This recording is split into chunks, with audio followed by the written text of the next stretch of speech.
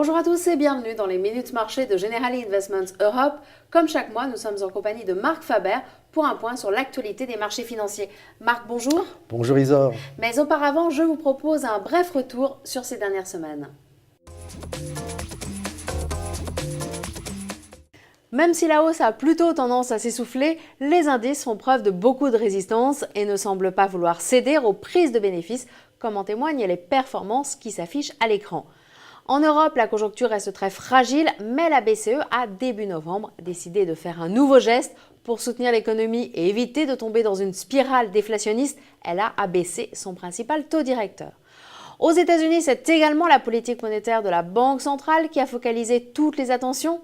Avec une croissance plus forte que prévue au troisième trimestre, la Fed réduira très certainement ses injections de liquidités au cours des prochains mois, mais les investisseurs sont rassurés, l'institution maintiendra une politique très accommodante.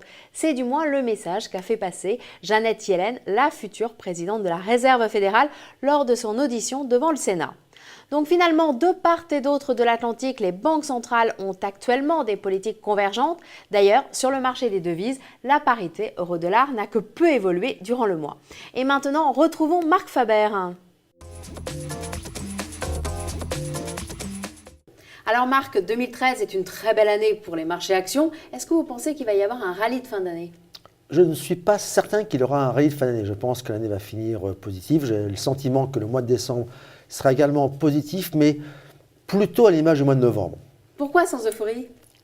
Tout simplement parce que les marchés sont haussiers depuis maintenant de nombreux mois. Deuxièmement, quand on regarde les résultats d'entreprise, ils sont bons mais pas extraordinaires. Enfin, l'économie se remet doucement et en Europe, ce n'est pas magistral. Donc tous les ingrédients sont là pour que le marché soit favorable en décembre, mais sans excès.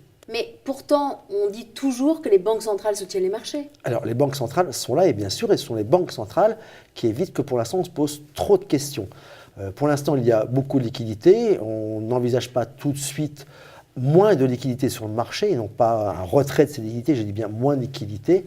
Donc, les banques centrales sont là. Les banques centrales veillent à ce que les taux ne grimpent pas, mais les banques centrales ne peuvent pas non plus pousser à une euphorie extraordinaire. Alors, quelles sont vos priorités sur les actions ? Alors les priorités sur les actions, je pense qu'il faut rester branché sur l'Europe. Je pense qu'il faut continuer à regarder l'Europe d'un œil attentif.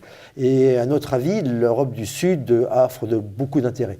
En effet, il y a eu un rattrapage qui s'est opéré ces derniers mois, mais il y a encore des très belles choses et des très belles histoires à écrire. De manière générale, pour conclure, on peut tout de même dire que la fin d'année sera positive. La fin de l'année sera forcément positive. Avec ce qu'on a vécu depuis le début de l'année, il n'y a aucune raison d'être inquiet. Marc, merci. Merci Isor.